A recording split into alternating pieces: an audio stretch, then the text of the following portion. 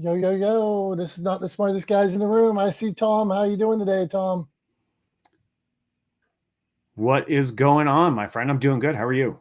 Tom, you're looking awfully tan today. I know you say you don't tan, but I saw you. There's you've got a little bit of color there. I don't. So here's the thing. I don't go tanning. Do I get tan? Sure. Right? Because I spend a lot of time outside. As we know, I'm a lunatic. And although I've been swimming inside, I haven't done any swimming outside yet this year.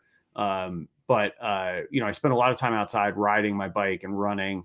And so I spend a lot of time in the sun. So I do get tan. I also always wear sunblock, right? So like that's a big thing. If I'm ever out in the sun for like more than like half an hour, I wear sunblock. Especially, like later in the day, right? I actually check the weather. My weather app on my phone gives you like a UV index, right? And if the UV index is like above a 2 and I'm going to be outside for more than half an hour, sunblock goes on, period, end of story. So like, I do get tan as a reaction to being out in the sun a lot, and I actually tan pretty well for a guy who's like, as far as I know, predominantly Irish and sort of Scotch Irish and definitely Northern European descent. I do apparently tan pretty well for a guy with my sort of ethnic background, unless there's some stuff hiding in my DNA that I'm not aware of. But anyway, yeah, I do spend a lot of time outside. I do get tan, but I don't go tanning.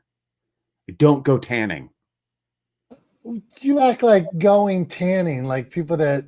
What do you mean? Like you think everybody that gets tan like goes to a tanning bed? What are you trying to say? No, I'm not saying everybody goes to a tanning bed, but going tanning could also mean like literally going outside and laying in the sun with no other purpose than trying to get tan. That's going tanning. Isn't that just relaxing by your pool or outside? That's a I mean, purpose. if the purpose is to relax, right, and the sun exposure is incidental, fine. But like laying in the sun, like I don't really understand. I mean, this is like we're way off on a tangent here, but why not? And let's embrace it. Yeah, We're go on. just a couple of dummies talking about nonsense. But like, I've never understood people who go to the beach and just lay on like a hot summer day and just lay in the sun and just stew in their own sweat. Like, I don't get it. It doesn't make any sense to me. Like, if I'm going to be outside and I'm going to be hot, I'm going to be sweating, I'm going to be doing something. It's full serenity, Tom. It's the There's best. there's nothing relaxing about sticking to yourself because you're hot and sweating, laying in a puddle of salty water that came out of your pores because you're in the sun. Like there's nothing relaxing about that. Then you go jump in the ocean, then you get back out, then you get more. Hey, you are invited in July. You can come swing down through Ocean City, Maryland, and you can come lay out on the beach with me, and you'll see how you'll be a changed man. I will last 2 minutes on the beach and I'll be like, all right, we're going swimming. And then be like, I'll get out of the water after swimming and then be like, all right, what are we doing now? And you'd be like, now we're going to lay out. And I'd be like, bullshit, I'm out of here. I'm going to go do something else. Like, you could have margaritas with us. It's not my, yeah, but I'll be sitting in the shade doing that, right? Like I will be under an umbrella or something. Like I have no problem with sitting. I like sitting outside. I like being outside. I spend a ton of time outside, right? Like I like being outside. I don't like sitting in the sun and just sweating for no reason. Like if I'm going to be outside, like it's a hot day, if I want to enjoy a cool drink, hang out with some good people, I'm all for that. I'll be in the shade though. I promise.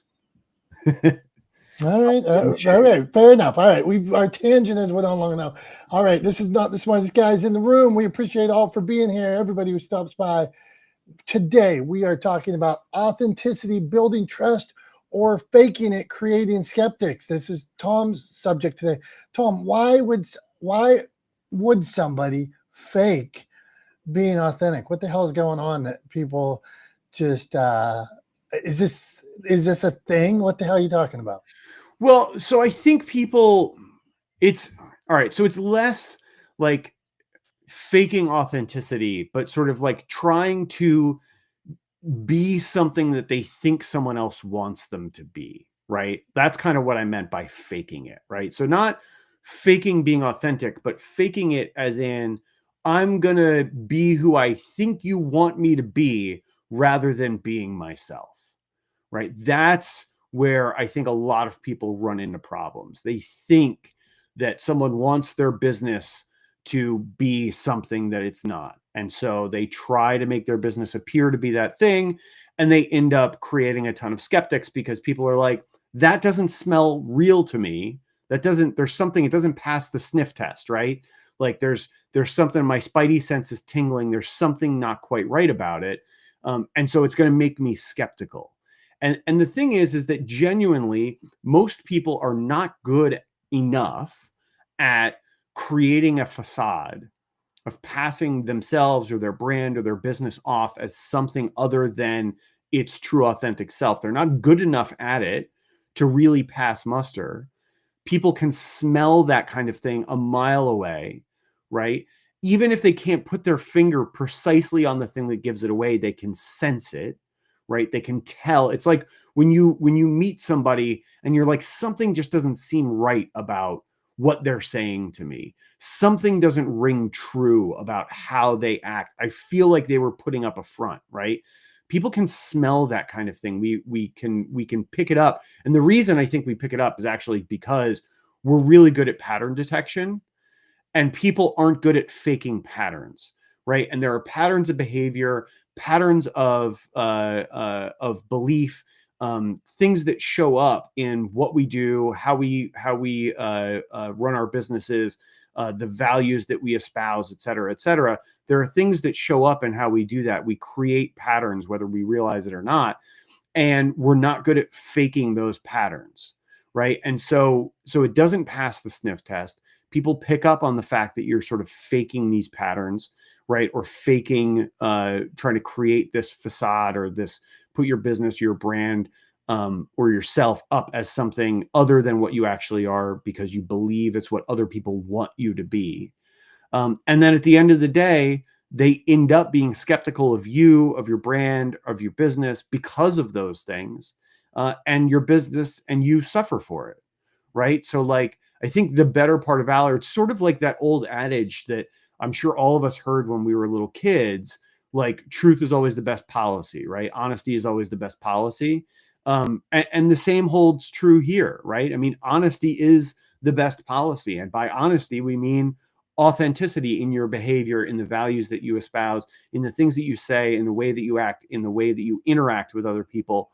That kind of authenticity, that honesty about who you are and what you believe in and what you represent, what you value, is really important. And it's something that matters to your customers and your clients. And so it's something that you should embrace as a business, or as a brand. And so that's why I wanted to talk about it today. I get it, Tom, and I think it's important. I try to show up as who I am 100% of the time. I might have to tone it down here and there so I don't annoy too many people, but I do try to be myself. Hey, Sonia, thanks for stopping by. Sonia, do you ever get like a spidey sense or a tingle that when you're talking to people that maybe they're not being real with you? And is that a turn off? How do you see that? And do you run from it? Do you notice it? What do you think? Yeah, I don't like it when people are being fake with me. I'd rather have realness all day, any day, even if it's like in the harshest way, than somebody be fake to me. And I would rather people tell me, yeah, I just don't like the fake. I don't do fake. I'd rather have people be direct and blunt, and yeah, it is a turnoff for me when people try to fake it. Okay, so tell me about this direct and blunt. Anything, how do you, when somebody's giving you direct and blunt, how do you deal with it when it's something you don't want to hear? I try, you know what? I mean, I am a sensitive person. That's one thing about me. It's a double-edged sword in a way because, like, as much as I say I like it, I mean, I'd rather have it this way than not. the thing is, if it's something I don't want to hear, I mean, I want to also understand where that person's coming from and who is the source too. Because I mean, I just want to understand where, and that's kind of the thing. I try to make sure I try to understand, because a lot of times people feel free to make comments when they're not educated on something, especially. And so, I mean, I just feel like that's um, how I handle it. Is that's one thing I just have to step back and understand, like try to figure out where that's coming from, and then also understand ultimately how I decide what I decide to do with it is my decision. Right on, Sonia. I'm a big believer in this. When you're authentic, people are either going to like it, they're going to dislike it, but they know where you stand. So I always respect whether I'm on opposite sides. At least I know where somebody stands, rather than people that aren't being authentic with me. And then what do they call that? When they flip flop on everything, flip flop on their thoughts on media, flip flop on their thoughts on books, flip flop on everything. And so I'm like, I can't trust this person. I can't even trust the content that they're putting out, because it might change halfway through the middle of it. So, Tom, what say you on that? Yeah, I mean, I agree. I think what you're describing there, Dom, is exactly kind of what I was getting at, right? Is that sense that when you feel like there is a lack of consistency with someone's beliefs or values, or the things they say or do, where their words don't match their actions or vice versa, um, that lack of consistency really undermines trust, right? And so, exactly as you said, you feel like you can't trust those people because you don't know where they're going to land on something, because they have not been consistent in not just the way they've described their values or beliefs, but the actions they've taken because of those described actions or thoughts or beliefs, values or beliefs. And so you end up in a situation where it's kind of a feedback loop of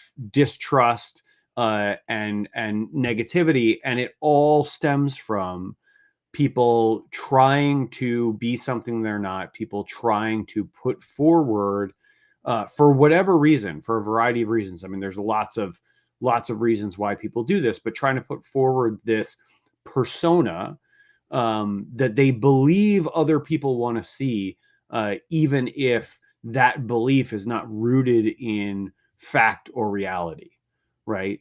It's often rooted in perception.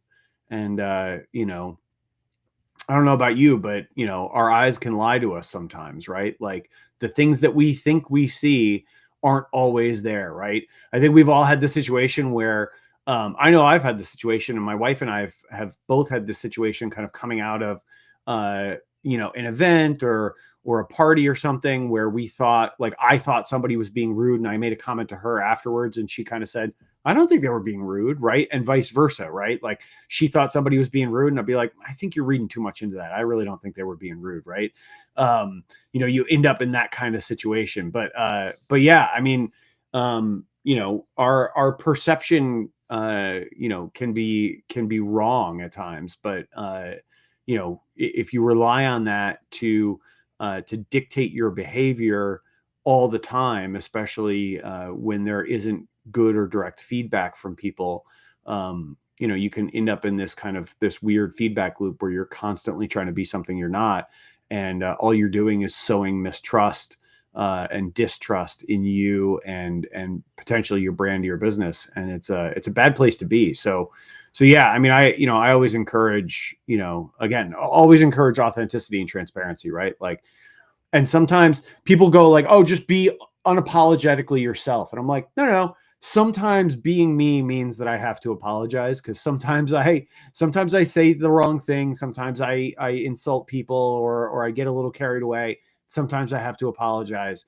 So I'm not unapologetically me. I am me, and I'll apologize sometimes when I need to. But yeah, I'm always who I am. And honestly, when it comes down to it, the thing I always say to people is I just don't have the time or the energy or the interest really to put the effort into trying to be anything other than me, right? I'm just me all the time.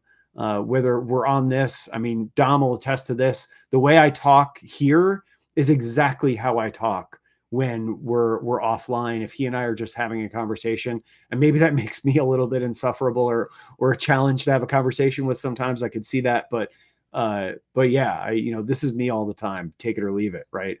But yeah, I don't have the time, interest, or energy in trying to be something I'm not. So authenticity wins for me. Right on, Tom. I think people have such a hard time when they're not being authentic, trying to create messaging and branding and content, because always they have to create where I could say, Tom, turn the camera around, document. And you would say, well, I am who I am. You're not seeing something different. You see a different view through Tom's eyes, but it's the same.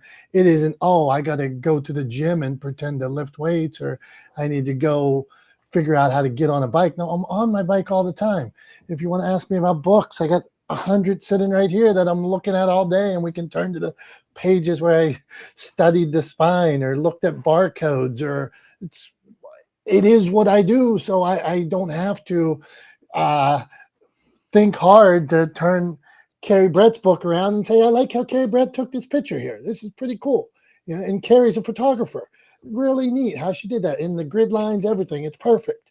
So I can, it's easy, but if you're trying to be someone you're not, man, that's hard. Okay. Authenticity builds trust, and faking it creates skeptics. This is not the smartest guys in the room. We appreciate all for being here. One of our friends, Jason here, Wesley in the house. Sonia talked for a minute. Dave, Austin, Kevin. Okay, go on. Jason, you had a new picture there for a second. I was looking at a thumbnail picture. I wasn't sure what it was.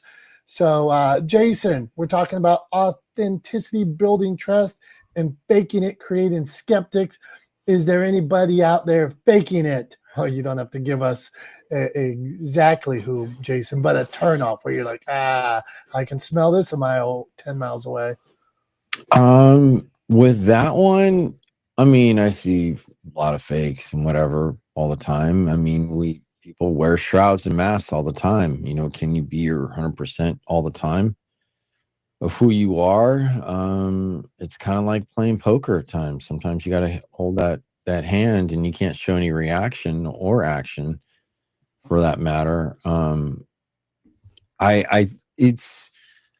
trying to be like, you know what? Why don't I reserve what I feel like when I'm, around somebody unauthentic and that irk? I just like act like nothing.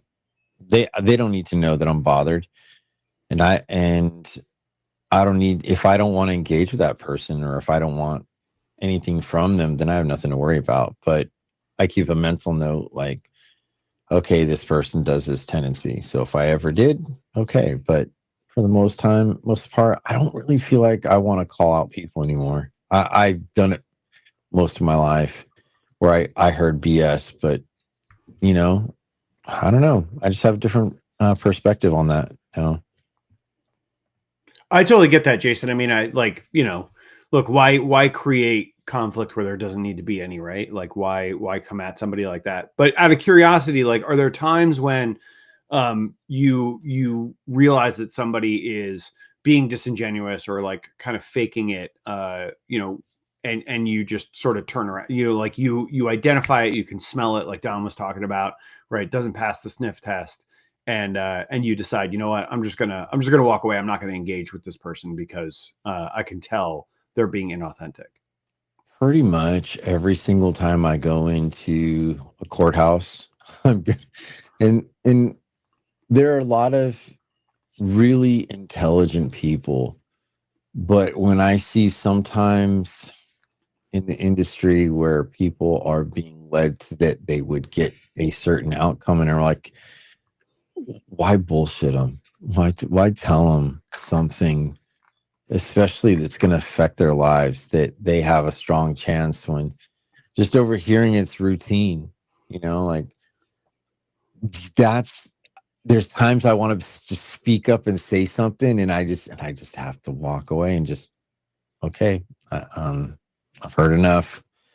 And that's like one place I could say I go into often, that I hear and I feel that all the time, because I hear the amount of BS, so if that answers your question, yeah.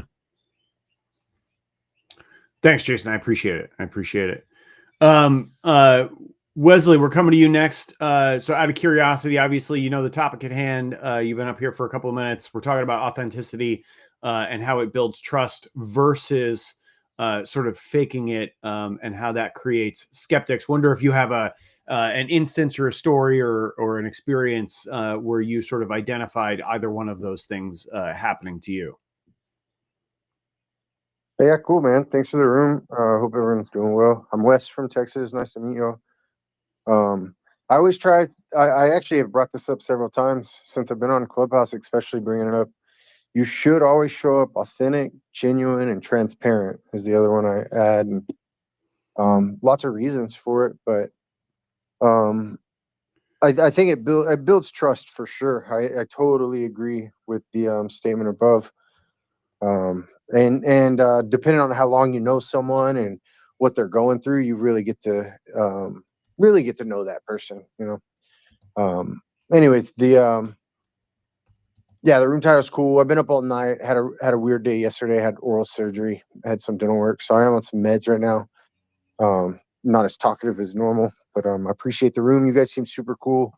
Never ran into you on Clubhouse or anything, so definitely gonna follow you guys. And yeah, I already forgot if you asked me a question or not. I hope I hit it, but yeah, it's cool. All right, I'm done. Cool. Well, thanks, Wesley. Thanks for being here. Thanks for being here in spite of having been up all night and having oral surgery. Been there myself. I've had some oral surgery. I know Dom's had some oral surgery in his day too. So appreciate you being here regardless of that and participating in the conversation. Yeah, and I agree. I think one of the other things too that I just wanted to hit on is and it came up with what you said too, Wesley, talking about transparency, right? Like I do 100% believe that transparency is important. But I do want to say that I don't think that authenticity or being authentic requires you to be 100% transparent about everything all the time, right? So like context matters, and you don't need to share everything with everyone in order to be authentically who you are, right? Like that's not, or to be transparent. That's not what it's about, right? And I think sometimes those ideas get conflated and people say, oh, well, you're not really being authentic unless you tell everything about yourself to everyone, right? And you never hold anything back. And it's like, well, no, there's some things, like there are conversations I'm going to have with my wife that I'm not going to have on the internet, right? Or with a stranger at a networking event. Like that's just the way it is, right? There are conversations I'm going to have with good friends of mine that will not be taking place in a public forum, right? That's just the way it is. So I don't think it doesn't make me less authentic. It just means that context matters, right? And so yeah, actually, you bring up a great point. The discernment or discretion, it actually is a factor in your authenticity and whether or not this person's gonna be spilling tea behind closed doors. So yeah, you make a really excellent point. Yep. Cool. Thanks, Wesley. Yeah. But yeah, I mean, so I think context matters, and I think it's important to bear that in mind. What do you think, Tom? I want in on that conversation. That you guys were crushing it. I 100% agree. There's a portion of my life that you're going to see. There's times where you might see me and my wife walking somewhere, or us playing pickleball or something. But exactly like Tom said, everything is not for everybody to see, like my personal conversations with my children and things like that. You'll know I'm a dad. I'll tell you right here, I love my kids, I love my family, but that's all you get to see. That's all.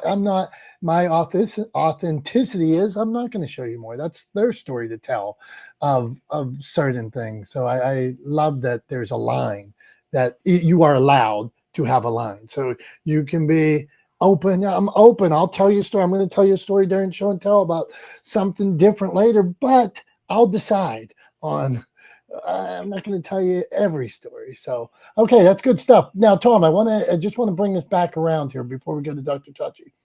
Authenticity builds trust. Faking it creates skeptics. So I know some brands and owners of the brands.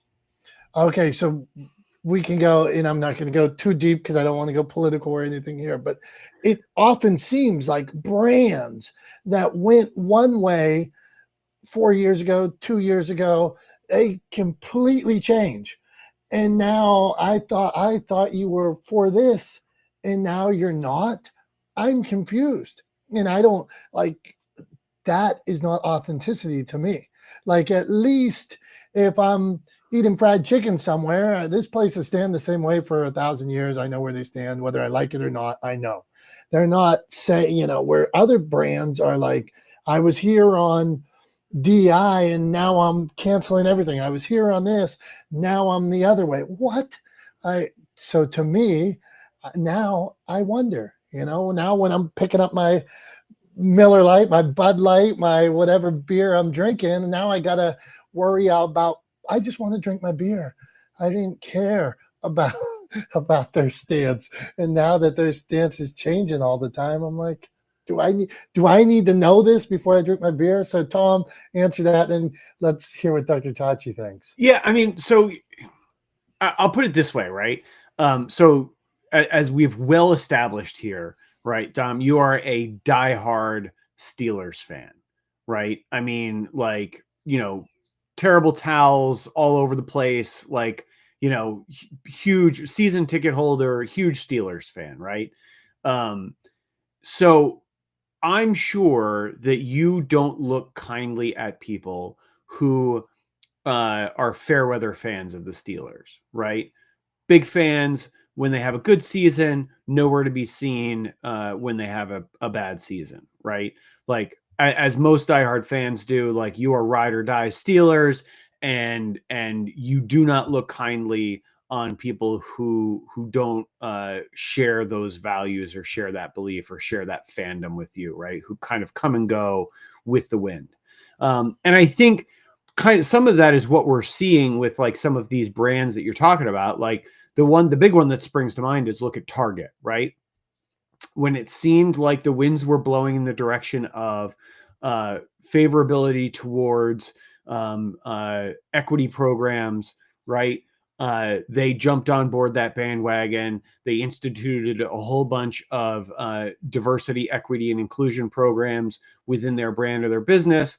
And then a new political administration sweeps in, the winds change, and all of a sudden Target says, oh, you know what? Actually, just kidding. We're getting rid of all that stuff because we believe that it's in our best interest financially to do so, right?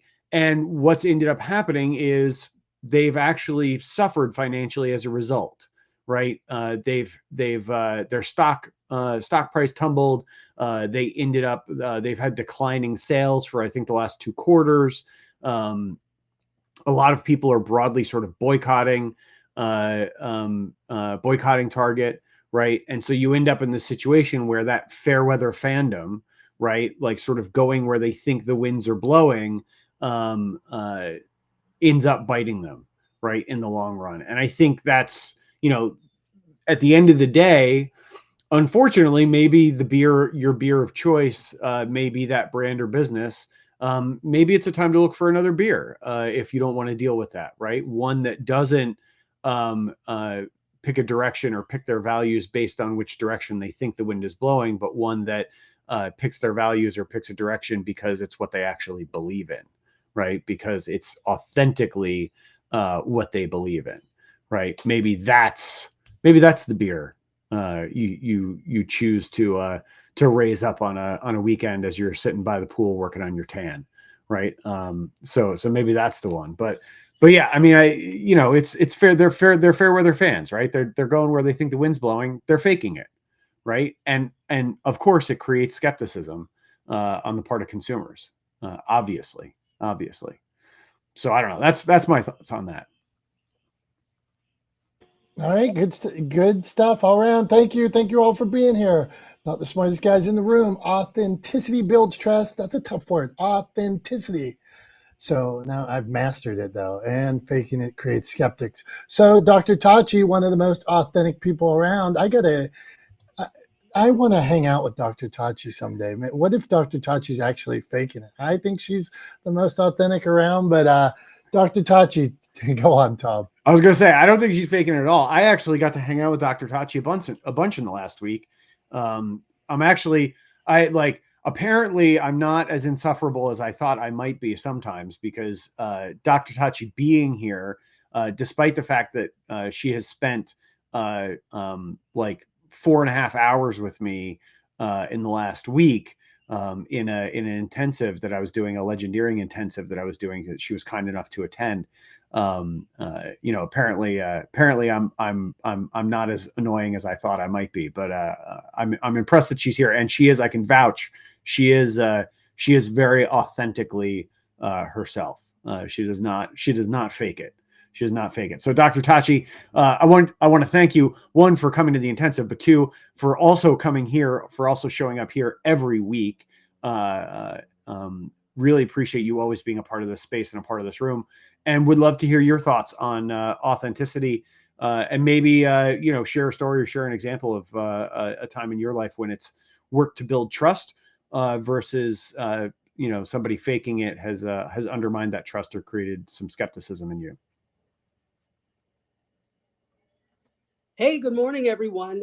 Thank you once again for holding space for all of this. And yeah, I definitely don't know how to be fake because and you did, let me just say, take this liberty to say the intensive was excellent, excellent, excellent. And in fact, I tried to be so authentic that if I'm not a fan of you wouldn't have seen me in the intensive.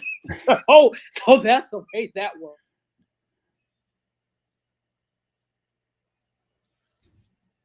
Go on. What do you got, Dr. Tachi?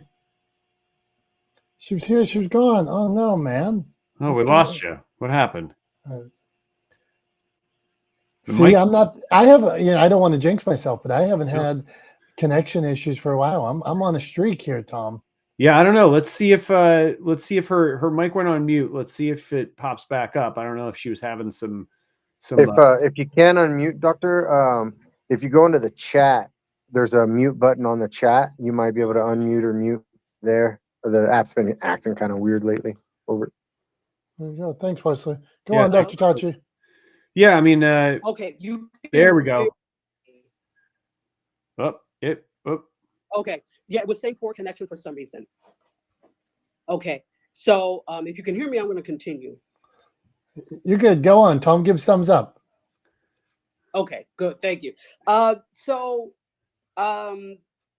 If the whole thing with the target thing is that it speaks to inauthentic behavior and it's not just them. They're just suffering for it now. It's soon to be followed by others, I'm sure. But you used people. You made people think that you cared about what was happening to them, their plight, their lot in life. You pretended to hold space for them. And here's the thing, it's not even pretending, because when you look at that whole thing, for example, shelf space in Target, and so for example, Black hair care products. Black women, Black people buy Black hair care products to the nth degree. So it's not like it was any suffering on your part, because not only do we buy these products, and we had shopped at Target. So it's just another thing. Oh, good, I can get my favorite hair care product here. So it's to your advantage money-wise to do such a thing. So you went through this song and dance pretending you cared, and then all of a sudden, oh, well, we actually don't care because we really need to save money. What? Which what? you did what? So people felt used, and that's where the anger comes in. So it's the disappointment, and then it's the anger, and now look what you've done. And so the thing is like, oh, well, you just have to suffer the consequences. And so it follows that, not that you can always know or tell who's authentic and who's not. But you have some measure of that, whether it's feeling or actions. If all of a sudden people are jumping on board something, you might have to say, wait now, why?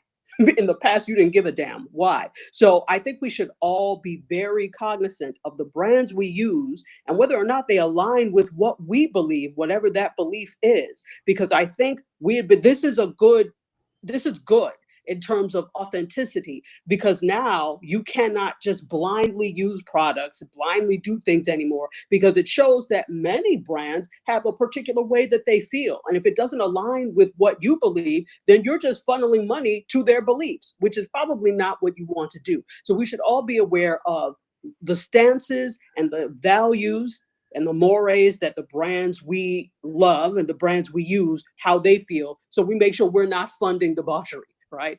On the other end of this, when we're talking about going back to how much is too much, I told this story in the Be More Herb. There's a YouTuber that I watch, and she is very transparent, I would say, with her community. She has a name for her community and all of that. So, and she has a lot of subscribers on YouTube and also TikTok, and they're very active. So I guess sometimes when you're a creator, you see the responses that people give you when you are being so-called quote authentic, or not even being authentic, but you are transparent with what your life is like and what you're doing, and people conflate that with authenticity, right?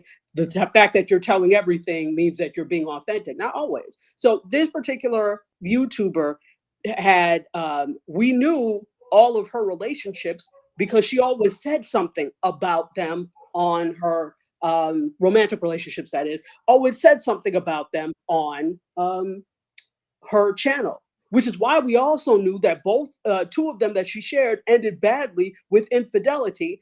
And she had, just after she had shown the guy on her channel, right? In the last instance, she had gone to Jamaica with the guy. They went on vacation. But I am a very good judge of character. And I noticed fishy behavior. I'm like, something's not right here. Sure enough, after 7 months, they broke up because of infidelity. And she told the whole story of what happened on TikTok. Came up, the person that was that he was cheating with, they came up to the bowling alley they were at because they had planned that. He and the ex got into this tussle.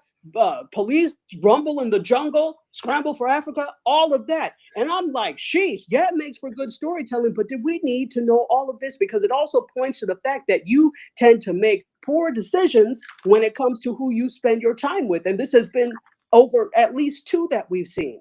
And so because of that, you started to see all these things other TikTokers were talking about this situation. So now you've become this situation amongst the influencer brigade or creator brigade, which is probably purely what she did not want.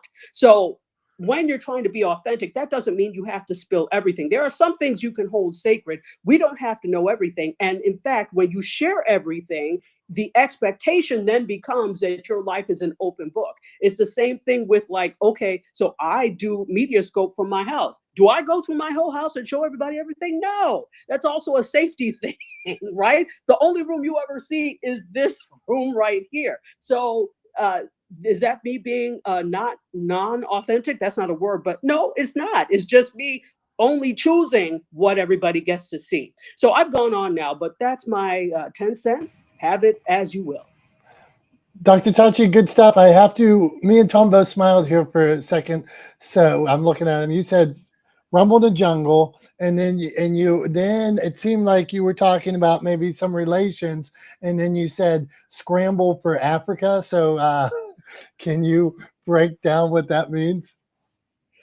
Yeah, Rumble in the Jungle. You know, that is actually the documentary of when Muhammad Ali. I can't remember who he fought. Joe Frazier. Yeah, Joe gotcha. Frazier in Africa. Right. So that's something my sister and I always do. Whenever there's like a tussle or a disagreement, we're like, there was a rumble in the jungle. We always do that. And then the scramble for Africa. That doesn't have such great connotations, but it's how all these countries were scrambling to get after it. So that's I don't know. The Scramble for Africa. So Okay, good. All right. See, me and Tom always admit we are not the smartest guys in the room. We learned something today. Okay, so now it's that time of the show where we put something out there from pop culture. It could be traveling spaceships. It could be Diddy. It could be, and we get Tom's take on it. It could be the price of eggs. So today, Tom, me and you are friends. Sometimes we have tiffs, right? So today for Tom's Thumbs, I wanted to ask you what you thought about two good friends fighting, Elon and Donald Trump, and see what you thought about the media circus and everything going on with that. Oh man, I got to tell you, it gets a thumbs up. I mean, I'm sorry, but like, sometimes it feels good to be a little bit of a petty bitch and enjoy a good breakup. And I got to tell you, man, I got some popcorn last week. I had the metaphorical popcorn out, and I was there for it, man, as they were breaking up and tweeting at each other and truthing and tweeting and Xing and whatever you want to call it, posting on social media all the dirty details of their breakup and the things that they didn't like about each other and all those things. I was 100% there for it, just loving every minute of it. It couldn't happen to two better people, is how I feel. And I got to tell you, I genuinely am surprised that it took this long.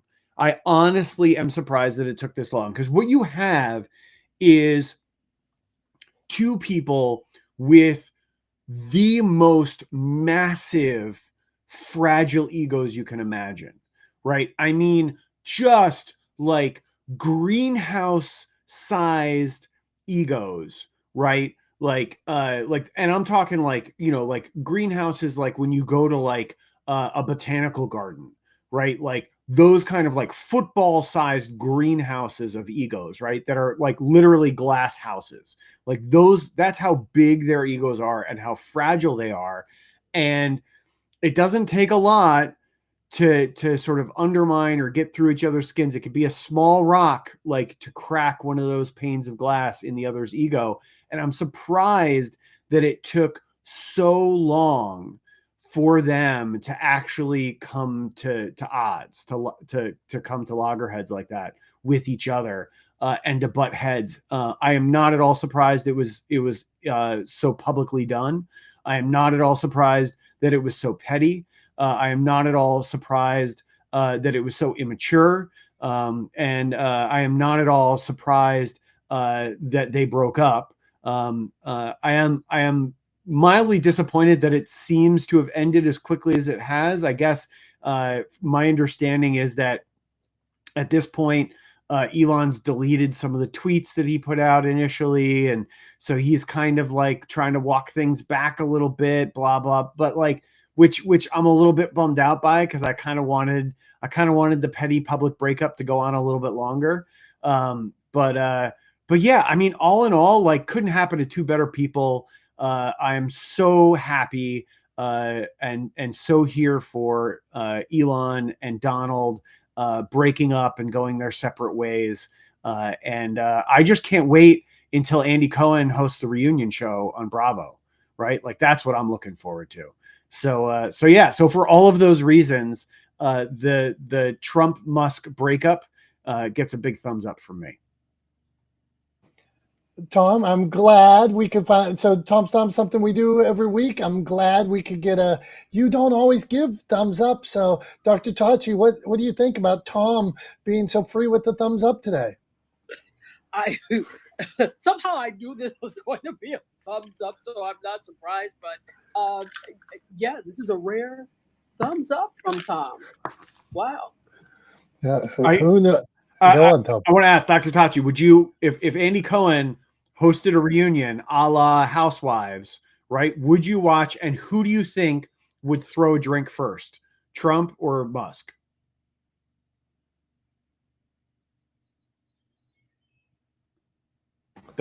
Dr. Tachi? Who would throw a drink? Can you hear me? No, we didn't hear. Oh, okay. I would say Musk. Even though they're both puffery, full of puffery, I think that the other one is the bigger puffin, if that's the word. That's a bird, but that's the bigger puffin. I think Musk would first. We don't ever go political here. So it was, but the Puffin comment, the Musk versus Elon, this is good stuff. Now, Musk did try to fight Zuckerberg too, so he's known to want to fight people. So at that reunion, I go. He's the first one to like flip a desk or something like that. Can I say something? I think Zuckerberg would be there and he would instigate, which would make, because he's good at being in people's ears. He would instigate, which would make Musk throw the drink. That's my thought. I think if Andy Cohen's going to host this reunion, which I am 100% on board with, he tweeted about it, FYI, which is where that came from. But he apparently he tweeted about hosting the reunion between Trump and Musk. I think if Andy Cohen's got his stuff together before he hosts that, he will take some inspiration from Jerry Springer, and he will enlist Zuck as a surprise guest. So he'll wait until things get a little bit heated between Musk and Trump, and then he'll throw some Zuckerberg gas on the fire to really create some good explosions for the audience. So like I'm going to throw that out there as a suggestion. And why not rope Bezos into it somehow too? I mean, he's been working out. He's obviously on like TRT, right? Getting all jacked in his 60s. So like, let's get Bezos in there too. Might as well just have a big like melee with all of them. This is big plans here. Okay, not the smartest guys in the room. We cover all topics and we go on many sidebars. Started off with Tom looking extra tan today, so we will continue along. Authenticity. Every time I struggle with that word. Authenticity? It gets worse every time I say it. Authenticity. So I am authentic. You will hear my Pittsburgh accent. I don't say the Pittsburgh words, I don't think, but I do blame. Hey, on a note, on a sidebar this right now, I got my 4th grade teacher just sent me a message. She went through my website. She was in a bookstore and found a book of mine that she purchased. And she said she read it and it was lovely. And she said, as a teacher, it was grammatically correct too, and a beautiful story. So back then I was in speech class. I was barely passing school. I'd have to have special report cards sent home, like Dominick works hard but isn't doing good in this or this or this. But I've come around and I am 100% as authentic as I can be at this point, Tom. Well, that's good to hear. I got the opposite, or not the opposite, but I got a different thing on my report cards when I was in like elementary school and middle school, which was he's not living up to his potential. I got that one for like on every report card for years through school, like not living up to his potential. He could do so much more. He could do so much better. He could do this. He could do that. And I'm like, yeah, but I don't want to. And you guys aren't inspiring me to. So like, I don't know what to tell you, right? Like, I'm bored. And so I'm not trying real hard. I don't know what to say. Right. That was kind of where I was in school, but I got the not living up to his potential up, down, left, right, and center, all through my childhood. It was really annoying. Mine was he has no potential. But now that the teacher read the book, I've arrived. Mrs. Abley said nice things. So thank you. All right. Authenticity. I'm just going to quit saying it. Authenticity builds trust and faking it creates skeptics. We've talked about the brands today. A lot of them. Now, even some of those people we mentioned there, one time they were here, one time they were there. It's really confusing. And as a buyer, I am confused when I see people that I find inauthentic, and over I'm turned off. I was going to ask you about bro marketing today, Tom, and I switched at the last minute. Just give us, before we do a show and tell, give us a take on bro marketing, and is it authentic or can it be? Well, so I think what I call bro marketing is inauthentic, right?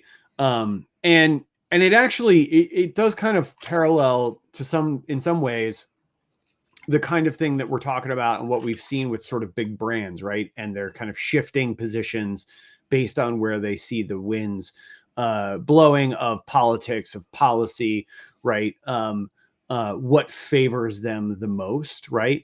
And here's what it is that bro marketing is essentially built on the premise that I am going to overpromise you and under deliver, and then when you are disappointed with the results, I'm going to blame you for it, and I'm going to then suggest that what you need to do is actually level up to the next tier of my product, right? So like essentially that's bro marketing, right? Is like, here's 5 steps to make your first $1 million, right?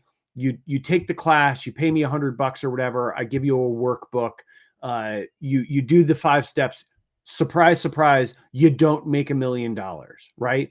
But that's okay, because my next product is going to help you take those 5 steps and turn them into like a new business, or like how to launch your first business or something, right? And so like it's just going to keep leveling up, and then it's going to turn into, well, actually what you need to do is attend one of my 5-day challenges, right? And then it's going to turn into, you need to come to one of my live workshops, right? And then you need to attend my annual conference. And then, and it's just, there's always a next step. There's always a higher level product. There's always something else you need to spend money on next to just get to where you were trying to go in the first place, right? And every time it's overpromise, underdeliver, overpromise, underdeliver. And the parallel I see between that kind of marketing, that bro marketing that we all know I hate, and what we're seeing with like companies like Target, right? And they're sort of shifting positions based on the winds of policy, is that ultimately all they're there to do is to get money out of your pocket, right? That's the parallel, is that the bro marketing is specifically designed and intentionally designed to get money out of your pocket and into the person, the influencer, whoever it is, the, Grant Cardone, right? Out of your pocket and into his, right? So he can fly on his private jets and then say, hey, it's your fault. You don't have a private jet too. If you just did what I told you to do, you could be exactly like me, right? And the truth is, that's not true, right? But ultimately, his whole mission is to just get money out of your pocket and into his. And the same thing is true for Target, right? Their goal, their only goal, is to get money out of your pocket and into theirs. And that's why they're absolutely willing to change policy, to shift their values, right? It's not just changing policy, like writing a new operating procedure, right? Like that's not what they're doing. They're literally throwing values out and adopting new values, with a change in the sort of the perceived breeze, so to speak, right? And so what you end up with is the sort of transparency that they don't really want, that they weren't going for, but what becomes really evident to consumers, right, and the public at large, is that they don't actually care about you. They don't actually care about what you value. They don't actually care about equity or inclusion or diversity. None of that matters to them. What they care about is getting your dollars out of your pocket and into theirs, right? That's what they care about. And that kind of transparency is damaging for them, right? And that kind of transparency, I think, is damaging for bro marketing, right? It's the same thing. All they're trying to do is get money out of your pocket. They don't really care whether or not you make $1 million. They don't really care whether or not you start your first business. They don't really care whether or not you're successful, right? All they care about is whether or not you give them money. Period. End of story. And they have a good profit margin for it. And like that's the parallel I see between bro marketing and the kind of capitalism that companies like Target have been practicing for decades now, right? I mean, like honestly, if we go back, this all kind of goes back to, and I'm gonna mention Julie's favorite economist, Milton Friedman, but this all goes back to the 1970s and his publishing of an op-ed in the New York Times, and then the adoption of his viewpoint and putting into public policy during the Reagan administration. And here we are 45 years later, right? And this is what you end up with. So it's not surprising when you look at it in that kind of scale. But yeah, it's capitalism. It's extractionary capitalism is the thing I've heard a lot of people call it. But basically it's, I don't really care about you. All I care about is getting your money out of your pocket and into mine, period. And that's all they care about. And that's there you go. Okay. See, I kept you on, I didn't go bro marketing, but I'm glad you covered it. We'll get into that some more another day. Tom, before we wrap up, we got two things here. We got show and tell, and we got to wrap up here, man. I'm gonna go fast. That's fine. I'm happy to keep the wrap up quick. I just rambled on for a couple of minutes about bro marketing. I even got to Milton Friedman. I know. You hit all you hit all your puns. It's good. Yeah. So why don't you show us something and tell us all about it? Okay, this is a simple one. In honor of Father's Day coming soon, I'm going to show you a present, one of my dad's favorite things that I've already got him. And I only got him one of them at this point. I got him from the store. I probably got to go get something else. But this is something that my dad absolutely loves. If you see him, don't tell him. Circus peanuts. My dad can eat it. So we were at the store and we were going to buy 2 bags. My wife said, like, because they were like $3 or something. She's like, you're going to get him 2 bags. And I said, no, I can only get him 1 bag because he'll eat them all in one sitting and give himself a headache. What is with these weird little things? They taste like dry sand, but Dad loves them and can eat the whole bag in one sitting. So today I am showing you Dad's Father's Day present, who I love, but Circus peanuts. So that's what I got for you, Tom. So I like that. I'm looking forward to Father's Day this year. It's my first official Father's Day as a dad, right? With Isla coming up on she's 11 months old as of yesterday, so she'll be a year old next month. So it's my first official Father's Day with a kiddo running around. So I'm excited for it. I've never had a Circus peanut. So I keep almost like, who sells them is Tractor Supply. And I keep, I'm not in there very often, but when I am, I see them and I've heard so many bad things about them that I'm curious enough that I kind of want to buy them at some point and try them. But I've heard they're terrible. But I kind of want to know for myself. So I might buy some Circus peanuts the next time I'm in. You and Isla could both eat them. I think she would probably crave Circus peanuts, and you probably would too. You could be on your Ultra or in your Iron Man, put a couple of Circus peanuts down on mile 15, and you'd cruise to that finish line. Yeah, I mean, or die because they're sand or something. I don't know what. I have no idea.